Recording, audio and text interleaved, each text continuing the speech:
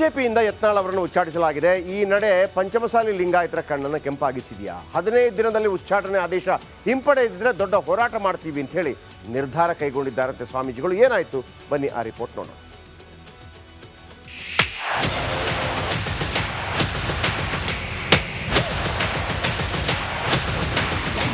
Panchamasali ಲಿಂಗಾಯತರನ್ನು ಕೆಣಕಿತ BJP. Basanagouda Yatnal ಬೆನ್ನಿಗೆ ನಿಂತ ಸ್ವಾಮೀಜಿಗಳು.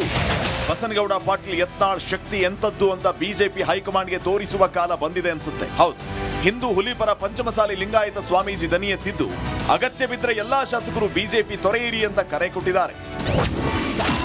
ಯತ್ನಾಳ್ ಉಚ್ಚಾಟನೆ ಹಿಂದೆ ಅಪ್ಪ ಮಕ್ಕಳಿದ್ದಾರೆ. ಈ ಒಂದು ಸಭೆ ಕೇವಲ ಪಂಚಮಸಾಲಿ ಸಮಾಜದ ಸಭೆ ಅಂತ ನಾವು ಹೇಳಕ್ಕೆ ಇಚ್ಛೆ ಪಡೋದಿಲ್ಲ. ನಮ್ಮ ಸಭೆಗೆ ಬೆಂಬಲವಾಗಿ ಕರ್ನಾಟಕದ ಎಲ್ಲ ಲಿಂಗಾಯತ ಸಂಘಟನೆಗಳು, ಎಲ್ಲ ಹಿಂದೂ ಪರ ಸಂಘಟನೆಗಳು, ಬಸವನಗೌಡ ಎಲ್ಲ ಅಭಿಮಾನಿಗಳು ಸಹ ಈ ಒಂದು ಸಭೆಯನ್ನು ಇವತ್ತು ಮಾಧ್ಯಮದ ಮೂಲಕ ನೋಡಕತ್ತಾರೆ. ಲಿಂಗಾಯತ ಸಮುದಾಯವನ್ನು ಕಡೆಗಣಿಸಿ ಕರ್ನಾಟಕದಲ್ಲಿ ಯಾವುದೇ ರಾಜಕೀಯ ಪಕ್ಷಗಳು ಸರ್ಕಾರ ಮಾಡಲಿಕ್ಕೆ ಸಾಧ್ಯವಿಲ್ಲ. ಲಿಂಗಾಯತರಿಲ್ಲದೆ ಯಾವುದೇ ಸರ್ಕಾರ ಬರಲ್ಲ. ಈ ಒಂದು ಸಭೆ ಕೇವಲ ಪಂಚಮಸಾಲಿ ಸಮಾಜದ ಸಭೆ ಅಂತ ನಾವು ಹೇಳಕ್ಕೆ ಇಚ್ಛೆ ಪಡೋದಿಲ್ಲ. ನಮ್ಮ ಸಭೆಗೆ ಬೆಂಬಲವಾಗಿ ಕರ್ನಾಟಕದ ಎಲ್ಲ ಲಿಂಗಾಯತ ಸಂಘಟನೆಗಳು, ಎಲ್ಲ ಹಿಂದೂ ಪರ ಸಂಘಟನೆಗಳು, ಬಸವನಗೌಡ ಎಲ್ಲ ಅಭಿಮಾನಿಗಳು ಸಹ ಈ ಒಂದು ಸಭೆಯನ್ನು ಇವತ್ತು ಮಾಧ್ಯಮದ ಮೂಲಕ ನೋಡಕತ್ತಾರೆ. ಲಿಂಗಾಯತ ಸಮುದಾಯವನ್ನು ಕಡೆಗಣಿಸಿ ಕರ್ನಾಟಕದಲ್ಲಿ ಯಾವುದೇ ರಾಜಕೀಯ ಪಕ್ಷಗಳು ಸರ್ಕಾರ ಮಾಡಲಿಕ್ಕೆ ಸಾಧ್ಯವಿಲ್ಲ. ಏಪ್ರಿಲ್ 13ಕ್ಕೆ ಯತ್ನಾಳ್ ಪರ ಹೋರಾಟ. ಜಿಲ್ಲಾ ಮಟ್ಟದಲ್ಲಿ ನಮ್ಮ ಸಮಾಜ ವಾಲಂಟಿಯರ್ ಪ್ರತಿಭಟನೆ ಮಾಡಕತ್ತಾರೆ. ರಾಜ್ಯ ಮಟ್ಟದ ಪ್ರತಿಭಟನೆಯನ್ನು ಬೆಳಗಾವಿಯಲ್ಲಿ ಏಪ್ರಿಲ್ 13 ತಾರೀಕು ಮಾಡ್ತೇವೆ. 10ನೇ ತಾರೀಕು ಒಳಗಾಗೇ ಆದೇಶ ಪತ್ರ ಪಡೆದೇ ಹೋದರೆ 13 ಬರೋ ಪ್ರತಿಭಟನೆ ಸಮಿತಿ ಮಾಡ್ತೀವಿ. ಅವತ್ತು ನಮ್ಮ ಅಂತಿಮ ನಿರ್ಧಾರವನ್ನು ನಾವು ಕೈಗೊಳ್ತೀವಿ. 13 ತಾರೀಕು ಅನೌನ್ಸ್ ಮಾಡ್ತೀವಿ. ನಾವು 13 ತಾರೀಕಿನ ಬೃಹತ್ ಪ್ರತಿಭಟನಾ ಸಭೆಯಲ್ಲಿ ಪಂಚಮಸಾಲಿಗಳ ನಡೆ ಏನಂತ ಅವತ್ತು ನಾವು ಅನೌನ್ಸ್ ಮಾಡ್ತೀವಿ. ಪರ್ಯಾಯ ಸಂಘಟನೆಗೆ ಪಂಚಮಸಾಲಿ ಸಿದ್ಧತೆ. ನಾವು ಅಂತ ನೋಡ್ರಿ, ಈಗಾಗಲೇ ಅವರು ಲಾಟೇಟ್ ಹೊಡೆದು ಅವಮಾನ ಮಾಡೋದು, ಅವ್ರನ್ನೂ ದೂರಿಟ್ಟೇವಿ. ಇವರು ನಮ್ಮ ಲೀಡರ್ನ ಹತ್ತಿಕ್ಕಿ ಇವ್ರನ್ನ ಎರಡನ್ನೂ ಸಮಾನವಾಗಿ ದೂರೀಕರಿಸಿ ಪರ್ಯಾಯವಾಗಿರ್ತ ಆಲೋಚನೆ ಹೆಂಗೆ ಸಂಘಟನೆ ಮಾಡಬೇಕು, ಜನರಲ್ಲಿ ಹೆಂಗೆ 3 ವರ್ಷಗಳ ಕಾಲ ಹೆಂಗೆ ಜಾಗೃತಿ ಮಾಡಬೇಕು, ನಮ್ಮ ಜನರನ್ನ ಯಾವ ರೀತಿ ಎಜುಕೇಟ್ ಮಾಡಬೇಕು ಚರ್ಚೆ ಮಾಡ್ತೇವೆ. ನಾವು ಚರ್ಚೆ ಮಾಡ್ಕೊಂಡು ನಿರ್ಧಾರ ಮಾಡ್ತೀವಿ. ಯಡಿಯೂರಪ್ಪ ವಿಜೇಂದ್ರ ಫೋಟೋಗೆ ಬೆಂಕಿ.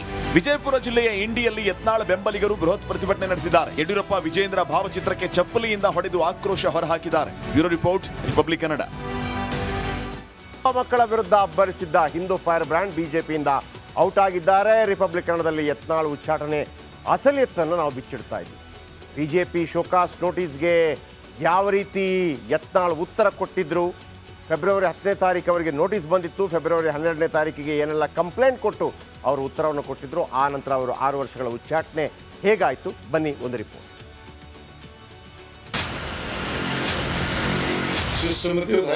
ಪುನರ್ ಪರಿಶೀಲನೆ ಮಾಡಿ ಉಚ್ಚಾಟನೆ ಹಿಂದೆ ಪಡಿಬೇಕಂತ ನಾವೆಲ್ಲರೂ ಕೂಡ ಮನವಿ ಮಾಡಬೇಕು. ನೋವಾಗಿದೆ. 6 ವರ್ಷಗಳ ಕಾಲ ಉಚ್ಚಾಟನೆ ಆಗಿರ್ತಕ್ಕಂಥದ್ದು. ದಯವಿಟ್ಟು ಇದು ಮರುಪರಿಶೀಲನೆ ಮಾಡಿ ಪಾರ್ಟಿಗೆ ಲಾಭ ಆಗುತ್ತೆ ಅಂತ ನಾನು ವಿನಂತಿ. ಯತ್ನಾಳ್ ಕೈ ಹಿಡಿಯಲಿಲ್ಲ ಕರ್ಮಠ ಹಿಂದುತ್ವ. ಬಾಯಿಗೆ ಬಂದಂತೆ ಮಾತಾಡಿದ್ದಕ್ಕೆ ಗೇಟ್ ಪಾಸ್. ಯಡಿಯೂರಪ್ಪ ಶಕ್ತಿ ಮತ್ತೆ ಕರ್ನಾಟಕಕ್ಕೆ ಗೊತ್ತಾಗಿದೆ. ಅವಕಾಶ ಸಿಕ್ಕಾಗಲೆಲ್ಲ ಮಾಜಿ ಸಿಎಂ ಬಿಎಸ್ವೈ, ಬಿಜೆಪಿ ರಾಜ್ಯಾಧ್ಯಕ್ಷ ಬಿವೈ ವಿಜೇಂದ್ರ ವಿರುದ್ಧ ಕೆಂಡ ಕಾರುತ್ತಿದ್ದ ಹಿಂದೂ ಹುಲಿಯ ಬಸನಗೌಡ ಯತ್ನಾಳ್ರನ್ನ ಉಚ್ಚಾಟಿಸಲಾಗಿದೆ. ಆದರೆ ಪ್ರಖರ ಹಿಂದುತ್ವವಾದಿ ನಾಯಕ ಎಲ್ಲೂ ಕಾಣಿಸಿಕೊಳ್ಳಲಿಲ್ಲ. ಆದರೆ ಟ್ವಿಟರ್ನಲ್ಲಿ ಕೆಂಡ ಕಾರೋದನ್ನ ಮರೆಯಲಿಲ್ಲ.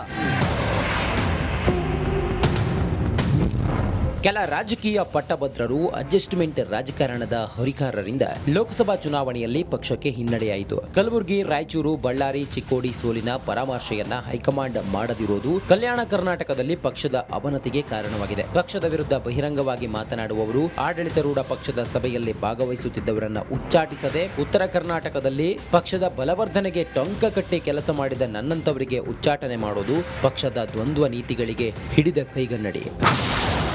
ಯತ್ನಾಳ್ ಬೆನ್ನಿಗೆ ನಿಂತ ರಮೇಶ್ ಹರಿ. ಬೆಂಗಳೂರು ತಲುಪೋದು, ನಾನು ರಾತ್ರಿ ಬೆಂಗಳೂರು ತಲುಪ್ತೀನಿ. ನಾಳೆ ನಮ್ಮ ಎಲ್ಲ ನಾಯಕರು ಕುಡ್ಕೊಂಡು ಚರ್ಚೆ ಮಾಡ್ಕೊಂಡು ಹೈಕಮಾಂಡ್ಗೆ ಶಿವಸಮಿತಿ ಹೈಕಮಾಂಡ್ಗೆ ಯತ್ನಾಳ್ ಒಂದು ಲೆಟರ್ ಬರೆಸಿ ಇದು ಪುನರ್ ಪರಿಶೀಲನೆ ಮಾಡಿ ಇದನ್ನ ಉಚ್ಚಾಟನೆ ಹಿಂದೆ ಪಡಿಬೇಕಂತ ನಾವೆಲ್ಲರೂ ಕೂಡ ಮನವಿ ಮಾಡ್ಕೋತೀವಿ. ನೋವಾಗಿದೆ. ನಮ್ಮ ಆತ್ಮೀಯರು, ಹಿರಿಯ ಮುಖಂಡರು 6 ವರ್ಷಗಳ ಕಾಲ ಉಚ್ಚಾಟನೆ ಆಗಿರ್ತಕ್ಕಂಥದ್ದು. ಅವರ ಭೇಟಿ ಮಾಡಿ ನಂತರ ನಮ್ಮೆಲ್ಲ ಹಿರಿಯರ ಜೊತೆ ಚರ್ಚೆ ಮಾಡಿ ಇವತ್ತು ಪಕ್ಷದ ಹೈಕಮಾಂಡ್ಗೆ ಮನವೊಲಿಸ್ತಕ್ಕಂಥದ್ದು ಪ್ರಯತ್ನವನ್ನು ನಾವು ಮಾಡಬೇಕಂತಕ್ಕಂಥ ಒಂದು ವಿಚಾರದಲ್ಲಿ ನಾವಿದ್ದೀವಿ. ಏನು ಮಾಡೋಕ್ಕಾಗಲ್ಲ ಎಂದರು ಆರ್ ಅಶೋಕ್. ಹೈಕಮಾಂಡ್ ಮನವೊಲಿಸ್ತಾರಂತೆ ರಾಮುಲು. ಎಲ್ಲ ಒಟ್ಟಿಗೆ ಹೋಗಿದ್ರೆ ಚೆನ್ನಾಗಿತ್ತು. ಆದ್ರೆ ನಮ್ಮ ಕೇಂದ್ರದ ನಾಯಕರು ಏನು ತೀರ್ಮಾನ ತೆಗೆದುಕೊಂಡಿದ್ದಾರೆ ಆ ತೀರ್ಮಾನಕ್ಕೆ ನಾವೆಲ್ಲರೂ ಕೂಡ ಬದ್ಧರಾಗಿರ್ಬೇಕಾಗ್ತದೆ. ಯಾರು ಕೂಡ ಪಕ್ಷದ ವಿರುದ್ಧವಾಗಿ ಮಾತಾಡುವಂಥದ್ದು. ಒಂದು ಮೊದಲನೇದು ಡಿಮ್ಯಾಂಡ್ ಬಂದು ದಯವಿಟ್ಟು ಇದು ಮರುಪರಿಶೀಲನೆ ಮಾಡಿದ್ರೆ ಪಾರ್ಟಿಗೆ ಲಾಭ ಆಗುತ್ತೆ ಅನ್ನೋಂಥದ್ದು ನಾನು ವಿನಂತಿ. ನಾನು ಮರುಪರಿಶೀಲನೆ ವೈಯಕ್ತಿಕವಾಗಿ ಇವತ್ತು ಪಾರ್ಟಿಯಲ್ಲಿರೋ ಕಾರಣ ಕೆಲವು ರಾಷ್ಟ್ರೀಯ ನಾಯಕರು ತೀರ್ಮಾನಗಳು ತಗೊಂತಾರೆ. ಈ ತೀರ್ಮಾನಗಳು ತಗೊಂಡಂಥ ಟೈಮಲ್ಲಿ ಅವ್ರನ್ನ ನಾವು ರಿಕ್ವೆಸ್ಟ್ ಮಾಡಬೇಕಾಗುತ್ತೆ. ಯತ್ನಾಳ್ ಉಚ್ಚಾಟನೆಯಿಂದ ಉತ್ತರ ಕರ್ನಾಟಕ ಭಾಗದಲ್ಲಿ ಬಿಜೆಪಿಗೆ ದೊಡ್ಡ ಹೊಡೆತ ಬಿದ್ದರೂ ಅಚ್ಚರಿಯಿಲ್ಲ. Bureau report, Republic Kannada.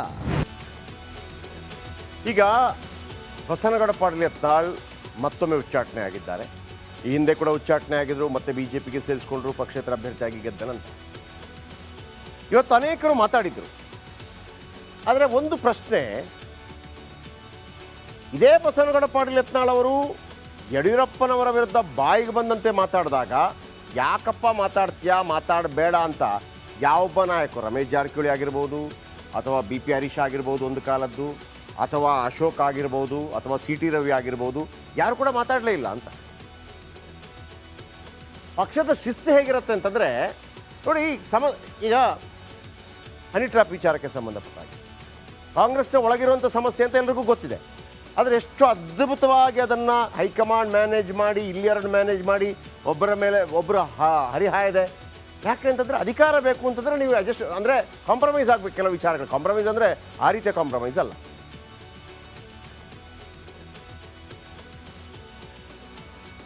ಈಗ ಯತ್ನಾಳ್ ಅವರು ಹೊರಗೆ ಹೋಗೋದ್ರಿಂದ ಏನೆಲ್ಲ ಆಗ್ಬೋದು ಅನ್ನೋಂಥ ಪ್ರಶ್ನೆಗಳು ಉದ್ಭವ ಆಗ್ತಾ ಇದೆ. BJPಯ ಏಕೈಕ ಈಗ ಸದ್ಯಕ್ಕಿರುವಂಥ ಅಸಲಿ ಹಿಂದೂ ಹುಲಿ ಯತ್ನಾಳ್. ಯಾಕಂದರೆ ಅನಂತಕುಮಾರ್ ಹೆಗಡೆ ಅವರಿಗೆ ಟಿಕೆಟ್ ಸಿಗಲಿಲ್ಲ. ಅವರೀಗ ಒಂದು ರೀತಿಯಲ್ಲಿ ಪಾಲಿಟಿಕ್ಸಲ್ಲೇ ಇಲ್ಲ, ಯಾವುದೋ ಒಂದು ಬಿಸ್ನೆಸ್ ಮಾಡ್ಕೊಂಡಿದ್ದಾರೆ.